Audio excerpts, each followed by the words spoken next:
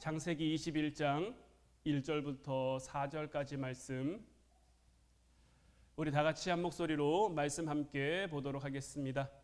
여호와께서 말씀하신 대로 사라를 돌보셨고 여호와께서 말씀하신 대로 사라에게 행하셨으므로 사라가 임신하고 하나님이 말씀하신 시기가 되어 노년에 아브라함에게 아들을 낳으니 아브라함이 그에게 태어난 아들 곧 사라가 자기에게 낳은 아들을 이름하여 이삭이라 하였고 그 아들 이삭이 난 지 8일 만에 그가 하나님이 명령하신 대로 할례를 행하였더라. 아멘. 할렐루야. 오늘 이 시간에는 이삭과 같은 자녀라는 말씀의 제목 가지고 우리가 함께 말씀 나눌 때에 하나님의 크신 은혜가 사랑하는 우리 화원 성도들 모두와 함께하기를 주님의 이름으로 축복해 드립니다.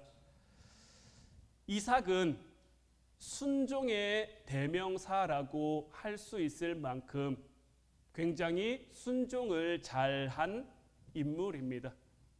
우리가 자녀를 키움에 있어서 우리 자녀를 이삭과 같은 자녀로 키워야 할 텐데, 우리가 이삭과 같은 그 자녀를 키우려면, 이삭과 같은 자녀를 양육하려면 우리가 어떻게 해야 할까?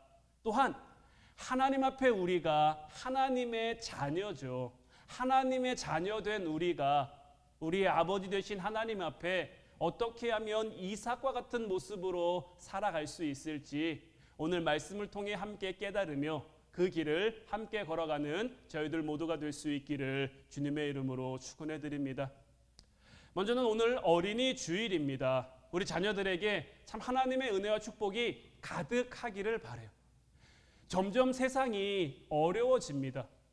점점 세상이 악해집니다. 이러한 시대 가운데 우리가 우리 자녀들을 많이 축복해 줘야 돼요.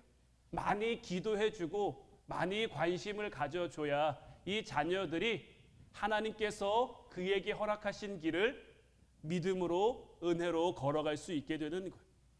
요즘 우리나라 출산율이 굉장히 심각할 정도로 낮다라고 해요.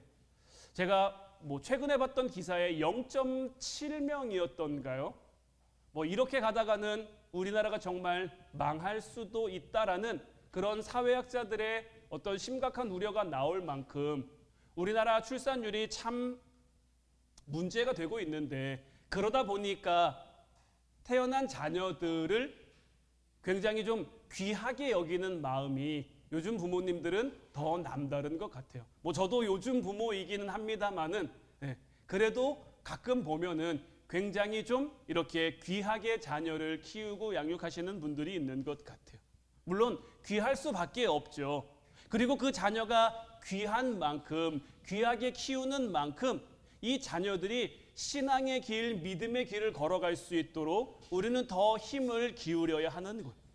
성경은 우리의 어떤 구원에 대한 이야기뿐만 아니라 우리 가정에 대한 이야기, 우리 삶에 대한 이야기, 우리 자녀들에 대한 이야기, 자녀들을 어떻게 키워야 하며 자녀들을 어떻게 양육해야 되며 자녀들을 어떻게 교육해야 되는지에 대한 그런 말씀도 우리를 향해 기록하고 있고, 그 대표적인 실예가 바로 이삭인 거예요. 자, 한번 여러분들 생각해 보세요. 이삭은 아브라함이 몇 세에 얻은 아들이죠? 100세에 얻은 아들이란 말이에요. 얼마나 귀했을까요? 얼마나 소중했을까요? 정말 눈에 넣어도 아프지 않다라는 말이 저는 여기가 딱인 것 같아요. 아브라함에게 이삭이 정말 그런 아들이었을 거예요. 그런데 아브라함은 그 귀한 아들 이삭을 양육함에 있어서 믿음으로, 신앙으로, 은혜로 양육했다라는데 우리는 초점을 맞춰야 하는 거예요. 귀한 자녀일수록, 소중한 자녀일수록 우리는 더 믿음으로, 더 신앙으로 기르고 양육할 수 있어야 하는 거예요. 오늘 말씀을 통해서 이 이삭을 어떻게 아브라함이 하나님 자녀로 양육했는지를 보면서 앞서 말씀드린 것처럼 우리의 자녀들이 이삭과 같은 자녀로, 또한 우리들이 하나님 앞에 이삭과 같은 모습으로 서갈 수 있기를 주님의 이름으로 축원해 드립니다. 먼저 오늘 본문 3절 말씀 보면요, 아브라함이 그에게 태어난 아들 곧 사라가 자기에게 낳은 아들을 이름하여 이삭이라 하였고. 자, 여러분들, 이삭이라는 이름의 뜻이 뭘까요? 이삭이라는 이름의 뜻은 웃음이라는 뜻입니다. 100세의 자녀를 낳았으니 보기만 해도 얼마나 행복할까요? 그 행복한 마음을 가득 담아 웃음이라고 이름을 지은 거예요. 그리고 이것은 자녀들은 우리 부모에게 기쁨이 되는 존재라는 것을 의미하는 거예요. 우리 자녀들은요, 부모에게 기쁨이 되는 존재로 자라야 합니다. 그리고 부모는요, 자녀를 낳아서 그 기쁨을 얻어야 되는데, 자녀가 내 맘대로 된다라고 해서 기뻐하는 게 아니라, 내 뜻대로 해서 기뻐하는 게 아니라, 그 자녀가 자라는 그 모습, 부모가 걸어간 길을 따라 걸어가는 그 모습을 보며 함께 기뻐할 수 있어야 되는 거예요. 그런데 요즘을 보면 우리 가정 안에서도 부모와 자녀 간의 관계가 많이 깨지는 모습을 봅니다. 뭐 품 안의 자녀라는 말도 있는데요, 어렸을 때는 말을 좀 듣는 것 같다가 조금 크면 말을 잘 듣지 않아요. 왜 그럴까요? 물론 성장하는 그런 이유도 있을 거예요. 사춘기의 시간을 보내면서 자기의 성격이 다듬어지고 또 자기의 생각이 다듬어지는 그 과정 동안 우리가 질풍노도의 시기라고 하잖아요. 그런 시기를 보내기 때문에 말을 좀 잘 듣지 않는 것도 있지만, 사실 그보다 더 큰 이유가 있습니다. 우리 자녀들이 자람에 있어서요, 학교에서 배우고 학교에서 공부하는 것도 굉장히 중요하지만 뭐든 보여지는 게 중요합니다. 이 시대 가운데 보여지는 것, 가정 가운데 보여지는 것이 우리 아이들에게 굉장히 큰 영향을 미칠 수밖에 없어요. 제가 전에 한 학생을 이렇게 상담을 한 적이 있는데요, 자기는 엄마가 너무 싫다는 거예요. 근데 엄마가 왜 싫으냐라고 물어봤더니 자기 엄마가 교회에서는 굉장히 믿음 좋은 권사님이래요. 은혜가 넘치는 권사님이래요. 찬양하면, 기도하면 정말 하나님 앞에 우리 엄마밖에 없는 것처럼 느껴질 정도로 그렇게 열정적으로 열심으로 하는데, 교회만 나오면 그 모습이 온데간데 없이 사라진다라는 거예요. 이제 주일날 예배가 끝나고 집으로 돌아오는 그 순간부터 누군가와 전화 통화를 하는데 그렇게 남 흉을 잘 보고 남 욕을 잘하고 그렇게 은혜로운 모습이 온데간데 없이 사라져. 그러니까 그런 모습을 볼 때마다 내가 하나님을 믿어야 되는지 믿지 말아야 되는지를 잘 모르겠다라는 거죠. 본인에게도 어떤 신앙의 체험이 있어서 하나님이 살아계신 것 같기는 한데, 하나님 정말 계신 것 같기는 한데, 엄마를 볼 때마다 엄마가 믿는 하나님을 내가 믿어야 되나 말아야 되나 이런 생각이 든다라는 거죠. 여러분들은 어떻습니까? 여러분들은 여러분들의 삶 가운데 여러분들을 통해 비춰지는 그 모습들이 우리 자녀들에게 어떤 모습으로 비춰지고 있을까요? 물론 완전한 사람은 없고 온전한 사람은 없기 때문에 우리 부모들도 때로는 실수하죠. 때로는 잘못하죠. 하지만 그 실수와 그 잘못 가운데 우리 자녀들이 바르게 걸어갈 수 있도록, 때로는 내가 왜 넘어졌는지, 때로는 내가 왜 실수했는지 그런 이유와 그런 것들을 함께 나누면서 우리 자녀들을 길러가고 양육할 수 있어야 되는 것. 그런 과정들이 우리 안에 있어야 이삭이 그랬던 것처럼 우리 자녀들이 부모의 기쁨이 될 수 있는 것. 누가복음 2장 10절 말씀을 보면요, 천사가 이르되 무서워하지 말라. 보라, 내가 온 백성에게 미칠 큰 기쁨의 좋은 소식을 너희에게 전하노라. 예수님의 탄생에 앞서 천사들이 밭에서 양을 지키고 있던 목자들에게 가서 내가 온 백성에게 미칠 큰 기쁨의 좋은 소식을 전한다라고 했는데, 예수님의 탄생은 정말 온 세상 가운데 온 백성에게 미치는 큰 기쁨의 좋은 소식이고요, 마찬가지로 우리 자녀들은요, 우리에게 전해준 큰 기쁨의 좋은 소식인 거예요. 마태복음 3장 17절 말씀에도 하늘로부터 소리가 있어 말씀하시되 이는 내 사랑하는 아들이요 내 기뻐하는 자라 하시니라. 예수님이 이제 공생의 사역을 시작하시기 전에 세례 요한으로부터 세례를 받으셨는데 그때 하늘로부터 소리가 났는데 어떤 소리가 납니까? 이는 내 사랑하는 아들이요 내 기뻐하는 자라. 예수님은 언제나 하나님의 기쁨이셨어요. 마찬가지로 우리 한 사람 한 사람도 다 하나님의 기쁨인 거예요. 우리가 예배 전에 함께 찬양을 불렀습니다마는 하나님이 이 세상을 만드신 것도 기쁘죠. 천지 만물을 만드신 것도 기쁘죠. 그래서 그런 것들을 보시기에도 심히 좋았다고 말씀하셨단 말이에요. 그런데 그보다 더 하나님을 기쁘게 한 것이 무엇입니까? 바로 우리를 만드신 거예요. 여러분들 한 사람 한 사람을 만드신 거예요.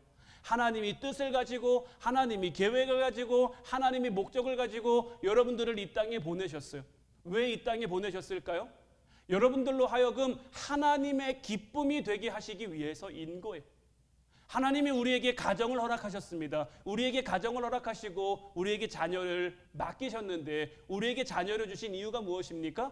하나님이 느끼는 기쁨을 우리도 느끼게 하기 위해서, 하나님의 그 마음을 부모된 우리도 느끼게 하기 위해서인 거예요. 우리 자녀들이 부모에게 그리고 무엇보다 하나님께 기쁨이 되는 그 축복의 자녀로 자라기를 원한다면 함께 믿음의 길을 걸어가야 되는 것.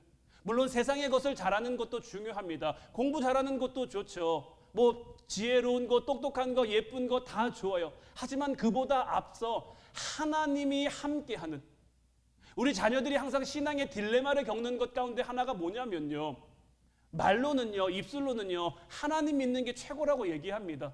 하나님 믿음으로 살아가는 게 최고라고 얘기를 해요. 그런데 삶에서 보여지는 모습은 어떻습니까? 정말 하나님이 최고인지 잘 모르겠는 거예요. 하나님이 최고라고 말은 하는데 하나님은 주일에만 만나는 것 같고, 하나님 앞에 기도하는 게 중요하다고 하는데 기도는 뭐 특별한 일이 있을 때만 하는 것 같고, 그런 모습이, 그러니까 늘 기도하는 모습, 늘 말씀을 가까이 하는 모습, 늘 하나님 앞에 살아가는 그 모습들이 자연스럽게 자녀들에게 비춰져야 그 모습을 배운 그 자녀들이 아브라함의 하나님이 이삭의 하나님이 될 수 있도록, 이삭의 하나님이 야곱의 하나님이 될 수 있도록 먼저 앞서가는 우리가 그 신앙의 본을 보여줄 수 있어야, 하나님이 우리에게 보여주신 모습은 어떤 모습입니까? 어떻게 보면 우리 하나님은 알파와 오메가잖아요. 시작이고 끝이잖아요. 그 시작을 통해 우리에게 보여주신 모습이 무엇입니까? 우리를 향해 은혜 베풀어 주신 모습인 것. 죽을 수밖에 없는 우리지만 은혜 베풀어 준 그 모습인 것. 우리에게 영광을 베풀어 준 그 모습인 거예요. 그럼 이제 우리도 그 모습을 닮아 우리 자녀들을 향해 그 기쁨, 그 영광을 함께 나누어 함께 누릴 수 있게 돼야 되는 거예요. 그래야 우리 자녀들이 이삭처럼 예수님처럼 하나님께도 사람들에게도 큰 기쁨이 될 수 있는 그런 자녀가 될 수 있는 거예요. 창세기 22장 6절 말씀 보면 아브라함이 이에 번제나무를 가져다가 그의 아들 이삭에게 지우고 자기는 불과 칼을 손에 들고 두 사람이 동행하더니라고 되어 있는데, 자, 이 말씀은 이제 하나님께서 그 백세의 귀한 아들을 주셨는데 그 아들을 통해 아브라함의 믿음을 시험하시는 장면이죠. 그런데 이 모리아 산으로 가는 그 장면을 가만히 보면요, 처음엔 두 사람만 간 게 아닙니다. 하인들도 함께 갔어요. 하인들도 함께 가다가 이제 모리아 지역에 이르러 너희들은 여기 머물러라 하고 이제 아브라함과 이삭만 산에 올라간단 말이에요. 근데 산에 올라가면서 그 번제에 쓸 나무를 이삭에게 지라고 한단 말이에요.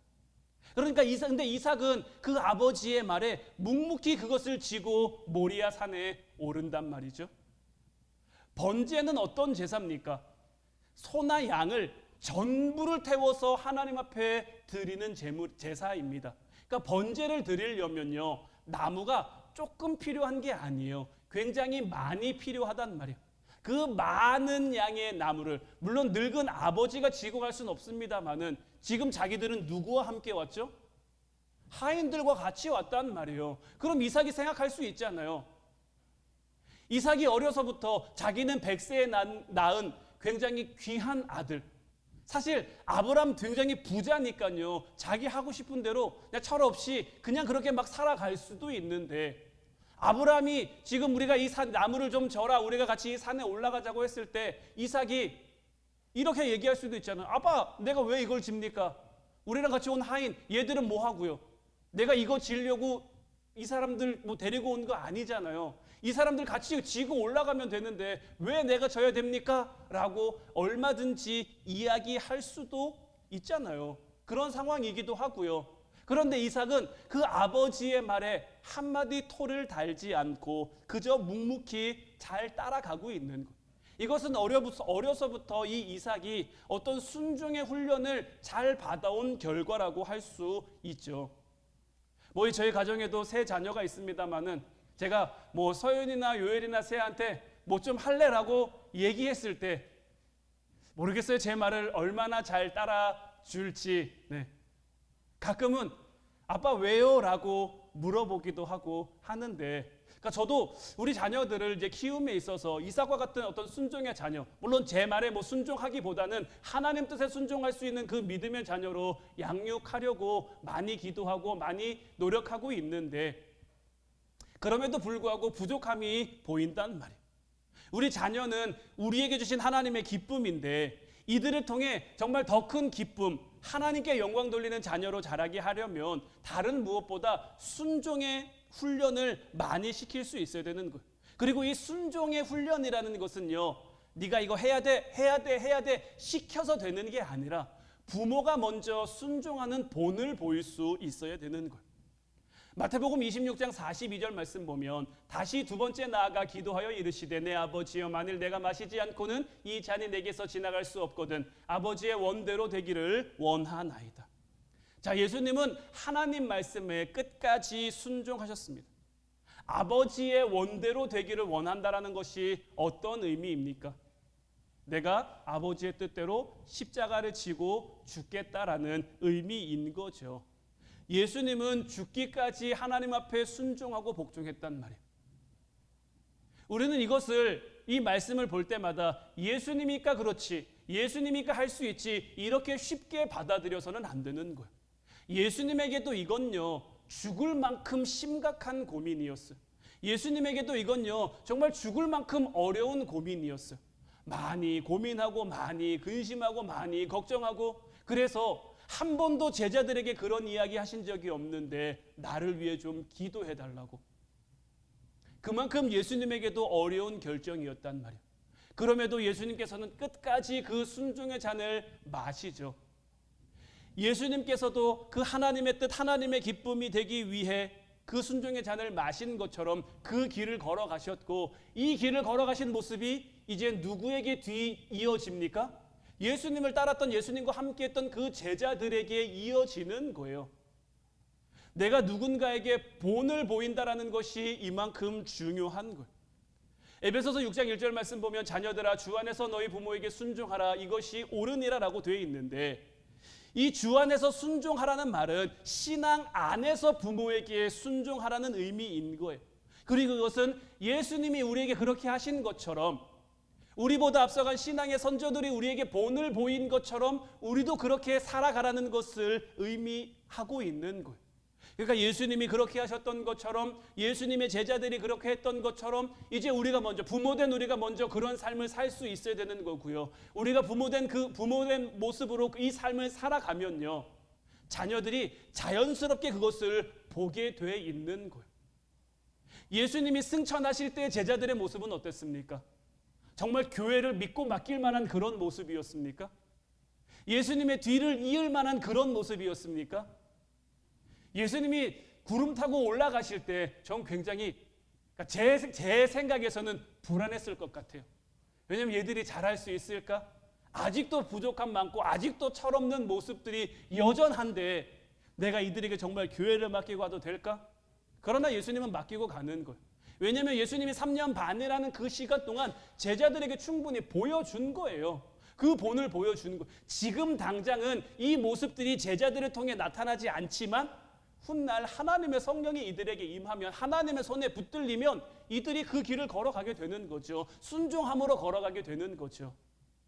우리도 마찬가지입니다. 여러분들이 언제부터 신앙생활 하셨습니까? 언제부터 정말 하나님을 내 하나님이라고 믿고 의지하기 시작했습니까? 저는 굉장히 좀 목사님 아들이었음에도 불구하고 굉장히 늦은 나이였단 말이에요. 물론 중간에 한 번 은혜 받은 걸로 나 목사님 될게요라고 서원하긴 했습니다만은 정말 그거는 지금 생각해보면 정말 철없는 그냥 생각인데 하나님께서는 저의 그런 모습마저도 아마 예비해 놓고 준비해 놓으신 거겠죠. 그때 저에게 목회의 길을 걸어가는, 아마 예수님이 승천하면서 제자들을 바라보시는 것처럼 그때 저를 바라보는 하나님의 마음 똑같으셨겠죠. 내가 쟤에게 정말 이 목회의 길을 맡길 수 있을까? 이렇게 부족한데, 이렇게 연약한데. 하지만 하나님께서 저를 여러 가지 길로 인도하시고 연단하시고 이런저런 과정들을 통해서 저를 만드시고 결국 저도 하나님 손에 붙들림 받으니까 제가 지금 이 길을 잘 걸어가고 있는지는 잘 모르겠습니다만은 그래도 하나님 앞에 부끄럽지 않은 모습으로 걸어가려고 저 스스로도 굉장히 애쓰고 노력 많이 하고 있거든요. 지금 여러분들이 여러분들의 자녀를 볼 때 조금은 불안한 모습, 조금은 부족한 모습, 조금은 염려되는 모습들이 얼마든지 보여질 수 있어요.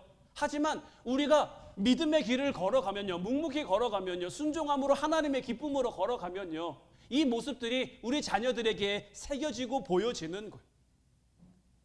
우리 감리교회 창시자가 누군지 여러분들 혹시 아시나요? 우리 감리교회 창시자는 존 웨슬리라는 목사님입니다. 이 존 웨슬리 목사님의 엄마는 누군지 혹시 아십니까? 이 존 웨슬리 목사님의 엄마는 수산나 웨슬리라는 분인데요. 이 분이 25명 자녀 가운데 25째로 태어납니다. 여러분들 자녀가 25명 있다라는 게 어떤 의미인지 아시나요? 이 시대 가운데 지금은 막내로 태어나면 막내라서 귀하다 예쁘다 그러지만 이런 시대의 막내는요, 더더군다나 자녀가 25명 있는데 25번째라는 건요, 그냥 부모의 관심을 받을 수 없음을 의미하는 거예요. 더더군다나 딸이잖아요. 여자잖아요.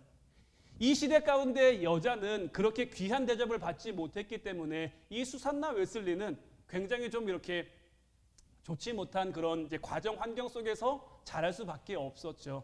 그러다가 19살에 이제 결혼을 해서 21년 동안 19명의 자녀를 낳습니다. 이 시대는 참 굉장히 많이들 이렇게 난 것 같아요.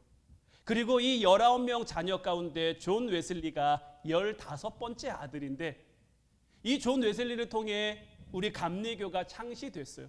그래서 이 존 웨슬리 목사님의 어떤 신앙과 그 발자취를 우리가 기리고 존경하고 따르고 있는데 항상 이 존 웨슬리 목사님이 나올 때마다 같이 거론되는 건 뭐냐면 이 수산나 웨슬리의 그 자녀 교육에 대한 거예요. 이 수산나 웨슬리의 자녀를 양육한 방법 가운데 가장 핵심으로 꼽히는 것 가운데 하나가 뭐냐면요, 이 수산나 웨슬리는요, 자기 자녀들, 사실 자녀를 19명 낳습니다만은 이 11명을 키우는 동안에 9명이 죽습니다, 먼저. 그래서 10명의 자녀를 키우게 되는데 이 10명의 자녀를 키움에 있어서 하루도 빼놓지 않고 했던 게 있어요. 그게 뭐냐면요, 저녁 8시가 되면 이 자녀들을 다 자기 방에 들여보냅니다. 그리고 그 각 방을 이 수산나 웨슬리가 찾아다니면서 노크를 하는 거예요. 너는 누구니? 나는 하나님 자녀입니다. 너는 이 땅에 네가 존귀한 존재임을 믿니? 네, 나는 하나님 자녀이기 때문에 내가 존귀한 사람임을 믿습니다. 너는 뭐 하면서 살아갈 거니? 하나님의 영광을 위해 살아갈 겁니다. 모든 자녀들에게 이것을 매일 하루도 빼놓지 않고 한 거예요. 그러니까 수천 번의 이 과정이 그 자녀들에게 어떻게 보면은 이제 박히고 심겨져서, 이거는 훗날 존 웨슬리 목사님이 나의 어머니가 나를 그렇게 교육했기 때문에, 또 이 수산나 웨슬리가 자녀를 교육한 일화 가운데 하나가 이런 얘기가 있는데, 이 19명 자녀 가운데 좀 행실이 바르지 못한 딸이 있었다라고 해요. 그래서 이 딸에게 숯한 자루를 가지고 오라고 시켰고, 그 숯한 자루를 가지고 와서 그 숯을 이제 껴안으라고, 불 붙은 숯은 아니고 그냥 까만 숯을 이렇게 껴안으라고 이야기를 한 거죠. 그러면서 이것은 불이 붙지 않았으니 아직 뜨겁지 않다. 그러니 아무 문제가 없다. 너 이것을 좀 끌어안아 봐라. 그러니까 딸이 뭐라고 얘기했냐면, 엄마, 뜨겁지는 않은데요, 이거를 내가 끌어안으면 내 손도 더러워지고 내 마음도 내 옷도 더러워지잖아요. 그러니까 이 수산나 웨슬리가 이 딸에게 이렇게 이야기를 합니다. 그래, 맞아. 네 손이 더러워지고 네 옷이 더러워지는 것처럼 우리 인생도 마찬가지다. 바르지 못한 행실은 우리가 그 뜨거움으로 화상 입지 않더라도, 당장은 문제가 생기지 않더라도 우리의 몸이, 우리의 마음이 더러워지는 거다. 이렇게 이야기를 했다라는 거죠. 그리고 이런 이야기들이, 이런 행실들이, 이런 삶의 모습들이, 사실 수산나 웨슬리는 굉장히 좀 불우한 삶을 살았거든요. 남편이 남편 역할을 잘 못했어요. 남편도 목사님이었는데요. 사무엘 웨슬리라고 목사님이었는데, 집이 얼마나 가난했으면 가난한 걸로 감옥을 2번이나 갑니다. 가난해서 감옥을 2번이나 가요. 그리고 이 목사님이 모르겠어요. 하나님의 부르심과 하나님의 인도하심을 받으셨기 때문이었겠지만 전도 여행을요 굉장히 많이 갑니다. 굉장히 오랫동안 가고 있어요. 그러면 남겨진 그 자녀들은, 남겨진 집은 굉장히 가난한 형편 가운데 이 수산나 웨슬리가 다 도맡아서 키우고 양육하고 하는데, 그 힘들고 어려운 상황 가운데 이 수산나 웨슬리의 가장 핵심은 뭐였느냐? 믿음이고 신앙이었던 것. 한 번도 아버지에 대해서, 그 남편에 대해서 나쁘게 이야기하지 않습니다. 왜냐하면 하나님의 부름을 받았고 하나님의 일을 한다라고 그 자녀들에게 가르쳤기 때문인 거예요. 그러니까 자녀들도 그 모습을 보고 그 모습을 따라 그렇게 살아가는 거죠. 신앙의 본이 된다라는 것. 이제 바라기는 정말 우리들도 우리 자녀들을, 또 우리 한 사람 한 사람도 하나님 앞에 그런 자녀들이 될 수 있기를 주님의 이름으로 축복해 드립니다. 우리에게 기쁨을 주는 그 자녀의 모습, 순종의 많은 모습으로 우리가 세워갈 때, 또한 우리가 그렇게 될 때 하나님께서 우리를 통해 반드시 역사하실 줄로 믿습니다. 오늘 보면 4절 말씀을 이어서 보면, 그 아들 이삭이 난 지 8일 만에 그가 하나님이 명령하신 대로 할례를 행하였다라고 했는데, 자, 이삭은 태어난 지 8일 만에 할례를 행했습니다. 할례는 무엇입니까? 나는 하나님의 구별된 백성입니다라는 그 표식인 거죠. 하나님께 구별된 거룩한 하나님 자녀의 모습을 의미하고 있는 거예요. 아브라함이 하나님의 부르심을 따라 하나님 앞에 구별된 것처럼 아브라함 역시 그 자녀들을 하나님 말씀에 따라 거룩하게 구별시킨 거예요. 우리도 우리 자녀들을 양육함에 있어서 거룩하게 하나님 앞에 구별된 자녀로 자랄 수 있게 되어야 되는 거예요. 이것이 우리가 이 어린이 주일을 맞이해서 우리 자녀들을 위해 할 수 있는 가장 최고의 결단이 되는 거예요. 나는 내 자녀를 키움에 있어서 하나님 앞에 구별된 자녀, 하나님 앞에 거룩한 자녀의 삶을 살게 하겠다. 먼저는 내가 구별된 삶을 삶으로, 거룩한 삶을 삶으로 이들에게 신앙의 본을 보이며 이들이 걸어갈 수 있는 길을 내가 닦아주겠다라고 결단하고 결심하고 그렇게 그 삶을 살아가면 하나님께서 우리의 삶을, 우리의 가정을 정말 복된 가정, 복된 삶으로 만들어 주실 거예요. 말씀드린 것처럼 오늘날 우리가 살아가는 이 세상은요, 이제 뭐 어른이고 아이고 할 것 없이 점점 더 악한 방향으로 나아가고 있어요. 이러한 시대 가운데 우리 자녀들에게 가장 힘써야 하는 것이 바로 신앙교육, 예배교육, 어떤 기도교육인 거예요. 제가 얼마 전에 기사를 하나 봤는데 촉법소년에 관한 기사였어요. 우리나라는 촉법소년이라는 게 있어서 만 11세인가요? 만 11세인지 만 12세 미만의 어떤 그런 아이들에 대해서는 뭐 제대로 된 형사처벌을 하지 않는다라는 거죠. 이제 이런 법을 그 아이들이, 촉법소년에 어떤 해당되는 그 아이들이 굉장히 교묘하게 잘 이용하는데 시간이 가면 갈수록요, 그들을 통해 나타나는 범죄가요, 굉장히 악해진다라는 거죠. 이런 모습들을 볼 때요, 우리 어른들이 무엇을 깨달아야 될까요? 우리 뭘 볼 수 있어야 될까요? 이 아이들이 어떻게 이렇게 될까요? 태어나면서부터 나쁜 아이가 있을까요? 태어나면서부터 악한 아이가 있을까요? 그 아이가 자란 삶의 모습들이, 그 아이가 자란 삶의 환경들이, 그 아이가 보고 듣고 배운 것들이 그 아이들로 하여금 그런 삶을, 그런 길을 걸어갈 수밖에 없게 한 거죠.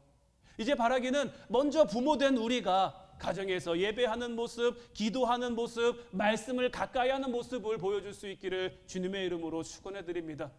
앞서 말씀드린 것처럼 교회에서는 거룩한 척, 교회에서는 은혜가 많은 척, 돌아서 나가서는 세상 사람들과 전혀 다를 바 없이 남욕하고 남흉보고 그런 모습으로 우리가 살아갈 것이 아니라 정말 이 교회에서도 하나님 앞에 은혜 받는 모습, 엿새 동안 우리에게 맡겨진 그 삶의 모습에서도 삶으로 그 예배하는 모습을 이제 우리가 보여줌으로 말미암아 이를 통해 이제 우리 자녀들이 거룩하게 자라고 죄악 세상, 마귀에 의해서 지배되는 이 악한 세상에서 보호받고 인도받을 수 있도록 이제 우리가 그런 삶을 살아갈 수 있어야 되는 거예요. 이삭은요, 부모에게 기쁨을 주는 그러한 자녀였고요. 부모에게 순종하는 자녀였고요. 무엇보다 하나님 앞에 구별된 자녀였어요. 이제 우리가 먼저 그 길을 뒤따르며 우리 자녀들을 그 길을 뒤따를 수 있도록 양육하는 여러분들이 되시기를 주님의 이름으로 축복해 드립니다. 이제 우리가 이런 모습으로 살아감으로 말미암아 하나님이 세우신 우리 가정은 하나님이 세우신 거잖아요. 우리 하나님이 만드신 거잖아요. 하나님의 뜻대로 우리의 가정을 세워감으로 하나님의 방법대로 우리의 가정을 만들어감으로 우리의 가정 가운데 주시는 특별한 하나님의 은혜와 축복과 사랑과 모든 소망과 모든 기도에 대한 응답, 모든 열매들이 풍성한 5월 한 달, 풍성한 여러분들의 삶이 될 수 있기를 주님의 이름으로 축원해 드립니다. 기도하겠습니다.